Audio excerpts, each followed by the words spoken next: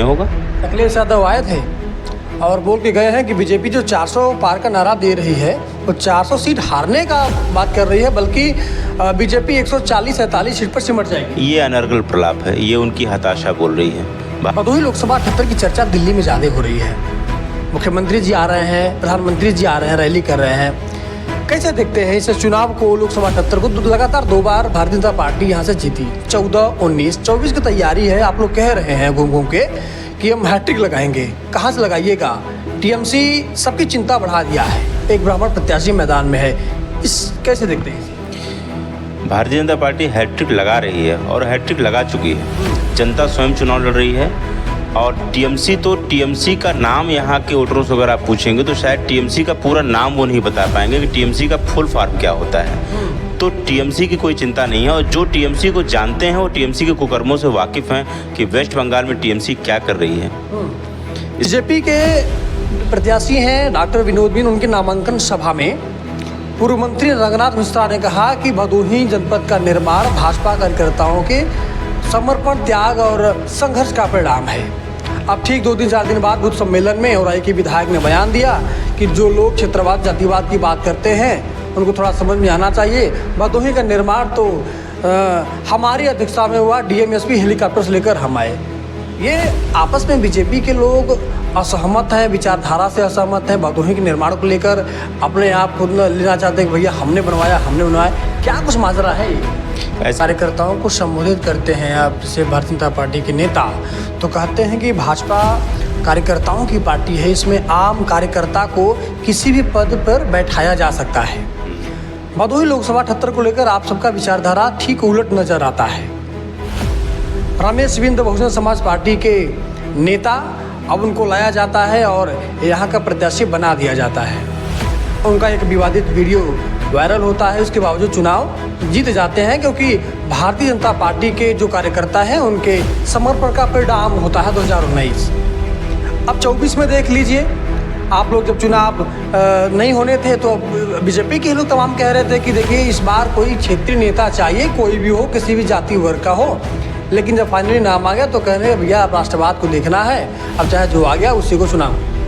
दिनों से ये देखा गया कि भदोही लोकसभा 78 का पूरा ब्राह्मण समुदाय लोग कह रहे हैं कि टीएमसी प्रत्याशी ललितेश पति त्रिपाठी के साथ है। अगर ब्राह्मण उनके साथ जाता है तो बीजेपी का कितना नुकसान होगा? ये कौन कर रहा है ब्राह्मण उनके साथ है? सोशल मीडिया पे चल रहे हैं। सोशल मीडिया पे ये सब प्रायोजित न्यूज़ हैं। ऐसा कुछ नहीं है ब्राह्मण उनके साथ है। ब्राह्मण समाज पूरी तरह से भारतीय जनता पार्टी के साथ है और ब्राह्मण ही नहीं, सर्व समाज भारतीय जनता पार्टी के साथ है। भारतीय जनता पार्टी के साथ हर वर्ग का वोटर भारतीय जनता पार्टी को वोट कर रहा है। राजपूत समाज नाराज है बीजेपी से? ऐसा कुछ नहीं है। गुजरात की बात कर लीजिए, राजस्थान की बात कर लीजिए, सभी जगह विरोध किया जा रहा है। ये सारे समाचार प्रायोजित हैं। लोकसभा के चुनाव में आपकी लड़ाई सपा बसपा गठबंधन से था, इस बार की लड़ाई किसे देखते हैं? हमारी लड़ाई किसी से नहीं है। चुनाव एक तरफा है और हम लाखों तो चुनाव जीत रहे हैं। ये बात तो विपक्षी इंडिया गठबंधन वाले भी कहते हैं। अरे उनको कहने दीजिए, 4 तारीख को परिणाम आपके सामने होगा। अखिलेश यादव, लोकसभा का चुनाव चल रहा है और आज शाम को छठे चरण का प्रचार प्रसार 5 बजे के बाद बंद हो जाएगा। यानी कि ऐसे कह लीजिए कि अब नेताजी लोग अब दिल पे हाथ रखे बैठेंगे। अब 25 तारीख को उनका किस्मत ईवीएम में पैक हो जाएगा। अब खुलेगा कब? 4 जून को रिजल्ट आएगा तो कोई खुशी में होगा, कोई गम में होगा। और इस वक्त पूर्वांचल की बात करेंगे। पूर्वांचल में भदोही लोकसभा 78 की चर्चा खासे पे है। बनारस की है, मिर्ज़ापुर की है, लेकिन लोकसभा 78 भदोही की चर्चा उससे कम नहीं है। अब इसलिए हम ऐसा कह रहे हैं क्योंकि इंडिया गठबंधन से टीएमसी के खाते में भदोही लोकसभा 78 है। ललितेश पति त्रिपाठी चुनावी मैदान में है।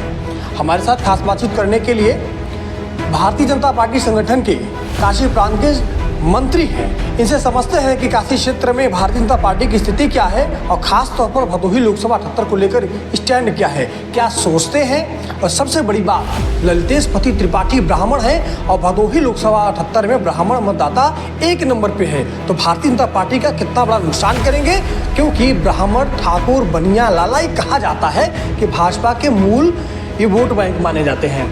सबसे पहले तो टीआरएस पे आपका हम बहुत बहुत स्वागत करते हैं। बहुत बहुत धन्यवाद। भदोही लोकसभा 78 की चर्चा दिल्ली में ज़्यादा हो रही है। मुख्यमंत्री जी आ रहे हैं, प्रधानमंत्री जी आ रहे हैं, रैली कर रहे हैं। कैसे देखते हैं इस चुनाव को, लोकसभा 78 को? तो लगातार 2 बार भारतीय जनता पार्टी यहाँ से जीती, 14, 19, 24 की तैयारी है। आप लोग कह रहे हैं घूम घूम के कि हम हैट्रिक लगाएंगे। कहाँ से लगाइएगा? टीएमसी सबकी चिंता बढ़ा दिया है, एक ब्राह्मण प्रत्याशी मैदान में है, इस कैसे देखते हैं? भारतीय जनता पार्टी हैट्रिक लगा रही है और हैट्रिक लगा चुकी है। जनता स्वयं चुनाव लड़ रही है और टीएमसी का नाम यहाँ के वोटरों से अगर आप पूछेंगे तो शायद टीएमसी का पूरा नाम वो नहीं बता पाएंगे कि टीएमसी का फुल फॉर्म क्या होता है। तो टीएमसी की कोई चिंता नहीं है और जो टीएमसी को जानते हैं वो टीएमसी के कुकर्मों से वाकिफ़ हैं कि वेस्ट बंगाल में टीएमसी क्या कर रही है। इसलिए ऐसा कुछ नहीं है और ये चुनाव हम लोग लाखों मतों के अंतर से जीत रहे हैं। पिछले कई दिनों से ये देखा गया कि भदोही लोकसभा 78 का पूरा ब्राह्मण समुदाय लोग कह रहे हैं कि टीएमसी प्रत्याशी ललितेश पति त्रिपाठी के साथ है। अगर ब्राह्मण उनके साथ जाता है तो बीजेपी का कितना नुकसान होगा? ये कौन कर रहा है ब्राह्मण उनके साथ है? सोशल मीडिया पे चल रही है। सोशल मीडिया पे ये सब प्रायोजित न्यूज़ हैं। ऐसा कुछ नहीं है ब्राह्मण उनके साथ है। ब्राह्मण समाज पूरी तरह से भारतीय जनता पार्टी के साथ है और ब्राह्मण ही नहीं, सर्व समाज भारतीय जनता पार्टी के साथ है।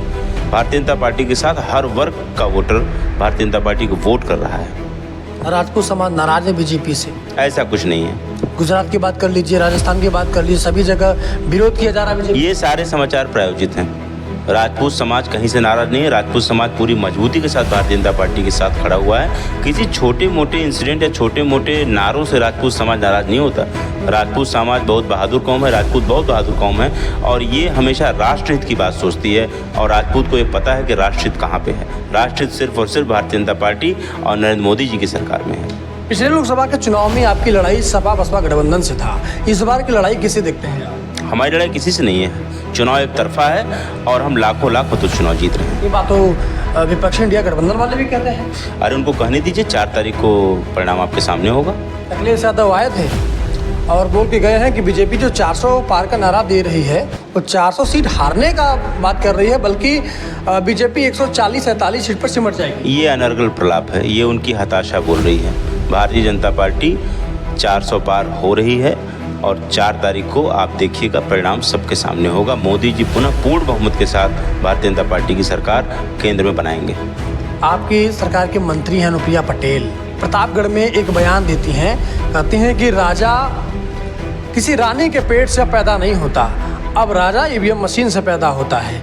अब प्रतापगढ़ के कुंडा के जो राजा भैया हैं, अब उनका बयान कि भैया जिसको वोट देना है दीजिए, कहीं न कहीं इंटरनल समाजवादी पार्टी इंडिया गठबंधन को समर्थन देती नजर आ रहे हैं। बीजेपी का कितना नुकसान होगा? अनुप्रिया पटेल जी हमारी सम्मानित नेता हैं। अनुप्रिया पटेल जी के बयान को तोड़ मरोड़ के प्रस्तुत किया जा रहा है।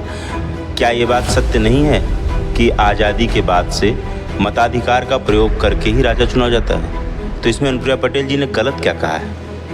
और उन्होंने किसी व्यक्ति विशेष पे टिप्पणी नहीं की है। ये टिप्पणी पूरी तरह से उनकी सही है कि वास्तव में ईवीएम मशीन का बटन दबा करके ही राजा चुना जाता है। इस बात से कोई इनकार नहीं कर सकता और खास करके भारत के लोकतंत्र में इस तरह के इनकार की कोई नौबत ही नहीं है। इस पे बहस ही अनावश्यक है। अनुप्रिया जी के बयान को तोड़ मरोड़ प्रस्तुत किया जा रहा है। अनुप्रिया जी ने कोई गलत बयान नहीं दिया है। ललितेश पति त्रिपाठी लोगों से मिल रहे हैं और उनके कॉन्फ्रेंस लेवल को चेक किया जाए तो आश्वस्त हैं कि इस बार भदोही की जनता हमें प्यार दुलार दे रही है। बीजेपी लगातार 2 बार जीती लेकिन दोनों बार प्रत्याशी बदल दिया, इस बार भी बदल दिया, तीसरी बार भी कर सकते हैं। इसे कैसे देखते हैं? आपके मौजूदा सांसद प्रत्याशी तो निकल लिए समाजवादी पार्टी में, अपने ही पार्टी पर विश्वास भरोसा नहीं है। देखिए, भारतीय जनता पार्टी में आंतरिक लोकतंत्र है और प्रत्याशी का निर्णय हमारे पार्लियामेंट्री बोर्ड ही लेती है। शायद हमारे राष्ट्रीय अध्यक्ष जी भी नहीं बता सकते हैं कि अगला प्रत्याशी कौन होगा। ये सपा नहीं है, ये बसपा और कांग्रेस नहीं है कि अगला प्रत्याशी किसी के पेट से पैदा हो। अगला प्रत्याशी हमारी पार्लियामेंट्री बोर्ड की बैठक और तमाम मंथन के बाद तय होता है। तो मैं इस बारे में कोई चर्चा नहीं कर सकता कि प्रत्याशी कौन होगा, अगला क्यों होगा, ये कोई विषय ही नहीं है। हाँ, जो प्रत्याशी हमारा है वो MBBS डॉक्टर है, MBBS MS है, योग्य है, प्रतिभावान है। और रही बात ललितेश जी की, तो उनकी बौखलाहट आपको शायद दिख नहीं रही है चेहरे पर। ललितेश जी बुरी तरह चुनाव हार रहे हैं। आप 4 तारीख को परिणाम देख लीजिएगा। कम से कम 2 लाख मतों से भारतीय जनता पार्टी भदोही से विजयी होगी। जब आप कार्यकर्ताओं को संबोधित करते हैं, आप जैसे भारतीय जनता पार्टी के नेता, तो कहते हैं कि भाजपा कार्यकर्ताओं की पार्टी है, इसमें आम कार्यकर्ता को किसी भी पद पर बैठाया जा सकता है। भदोही लोकसभा 78 को लेकर आप सबका विचारधारा ठीक उलट नजर आता है। रमेश बिंद बहुजन समाज पार्टी के नेता अब उनको लाया जाता है और यहाँ का प्रत्याशी बना दिया जाता है। उनका एक विवादित वीडियो वायरल होता है, उसके बावजूद चुनाव जीत जाते हैं क्योंकि भारतीय जनता पार्टी के जो कार्यकर्ता हैं उनके समर्पण का परिणाम होता है 2019। अब 24 में देख लीजिए, आप लोग जब चुनाव नहीं होने थे तो बीजेपी के लोग तमाम कह रहे थे कि देखिए इस बार कोई क्षेत्रीय नेता चाहिए, कोई भी हो, किसी भी जाति वर्ग का हो। लेकिन जब फाइनली नाम आ गया तो कह रहे हैं भैया अब राष्ट्रवाद को देखना है, अब चाहे जो आ गया उसी को चुनाव। देखिए, हमारा संविधान ये अधिकार देता है कि पूरे भारत में कहीं भी भारत का कोई नागरिक चुनाव लड़ सके। तो ये तो रही संविधान की बात, इसके विपरीत न हम जा सकते हैं और न हमारा कार्यकर्ता कभी जाएगा। और आप ये नहीं सोचते हैं कि वो वीडियो जब जारी हुआ था, वो वीडियो किस प्रकार का था। उस वीडियो के बाद भी ब्राह्मण समाज हमसे दूर नहीं हुआ, उसके बाद भी ब्राह्मण समाज ने हमें वोट किया।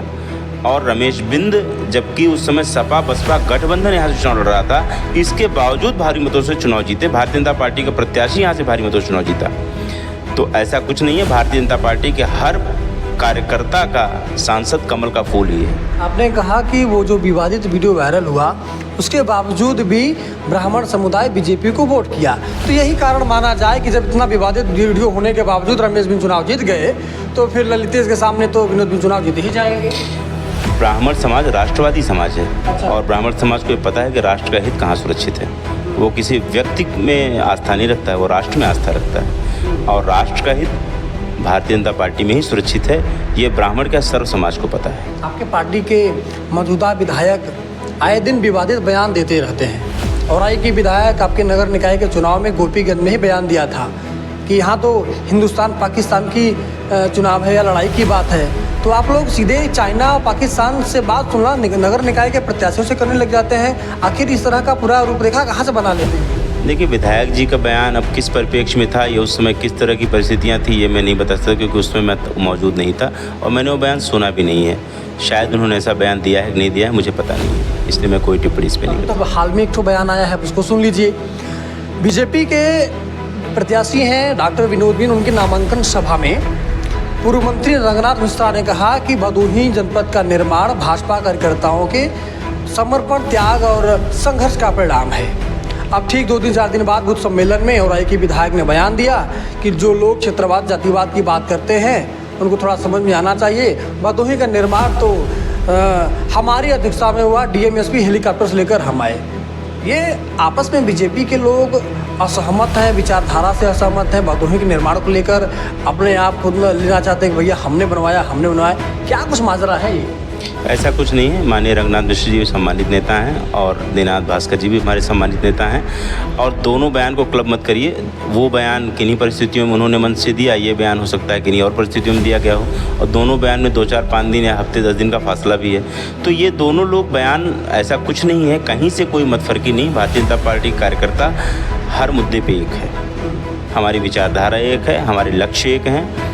और हम भारतीय जनता पार्टी का कार्यकर्ता और नेता राष्ट्रवादी है और राष्ट्रहित के लिए हम लोग मतदान करेंगे। उसमें कहीं कोई मतभिन्नता हमारे यहाँ नहीं है। आपके औराई में उप मुख्यमंत्री केशव प्रसाद मौर्य आए थे, मंच में तमाम बीजेपी के बड़े नेता नजर नहीं आए, भीड़ भी कम थी। इसको कैसे देखते हैं, क्या असफलता है आप लोगों की? ऐसा कुछ नहीं है। बहुत सारे नेताओं को अलग अलग स्थानों पर लगाया गया है। जरूरी नहीं है कि एक बड़े नेता के आने पर सारे नेता वहाँ इकट्ठे हो जाएँ। चुनाव चल रहा है और जैसे मुझे ही आज रॉबर्ट्सगंज जाना है, सोनभद्र का काम देखना है, तो इसका मतलब थोड़ी है कि मैं भदोही का नहीं देखूंगा। हर नेता को कहीं न कहीं काम में लगाया गया है। जरूरी नहीं कि एक मंच पे सारे नेता एक साथ दिखें। एक आखिरी सवाल करेंगे आपसे। भदोही में भदोही लोकसभा 78 में 5 विधानसभा है। वर्तमान में 3 विधानसभा में समाजवादी पार्टी का कब्जा है, एक में आपके सहयोगी दल का कब्जा है, एक में आपका कब्जा है। कैसे मानते हैं बीजेपी कितना मजबूत है और इस बार के चुनाव में कितना आप चमत्कार कर पाइएगा? हमने चमत्कार पिछली बार भी किया था और इस बार भी करेंगे। पूरे देश को, भदोही को, यहाँ की जनता को, यहाँ के लोगों को माननीय प्रधानमंत्री जी नरेंद्र मोदी के नेतृत्व पे पूर्ण विश्वास है और उस विश्वास के आधार पे हम पुनः 78 लोकसभा में जीत का परचम लहराएंगे। लगातार ललितेश जी का बयान सोशल मीडिया पे आ रहा है, उनके पेज से आ रहा है कि अगर हमें मौका मिला तो भदोही की सेवा हम करेंगे। कैसे देखते हैं, एक बड़े राजनीतिक घराने से संबंध रखते हैं, इनके घर में मुख्यमंत्री हुए, सांसद हुए, खुद विधायक रहे, अब सांसद की तैयारी कर रहे हैं, क्या कहिएगा इस पर?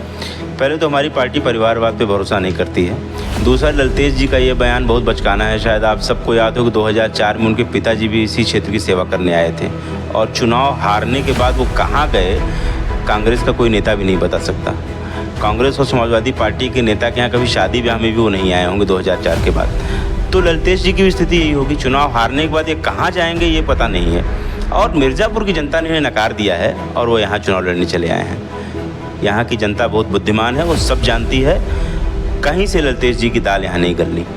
मानते हैं कि इस बार फिर से बीजेपी हैट्रिक लगाएगी और ललतेश का पता नहीं चलेगा। ललतेश का कहीं पता नहीं चलेगा। जिस तरह से 2004 में इनके पिताजी को नकार दिया भदोही की जनता ने, वैसे ही इन्हें भी नकार देगी। ठीक है, बातचीत करने के लिए धन्यवाद आपका। आप देख रहे थे एक ऐसा वीडियो जिसमें आपका सवाल था, भदोही का सवाल था, आम आदमी का सवाल था, भारतीय जनता पार्टी के काशी प्रांत के मंत्री से लोकसभा 78 भदोही पर खासा चर्चा हुई।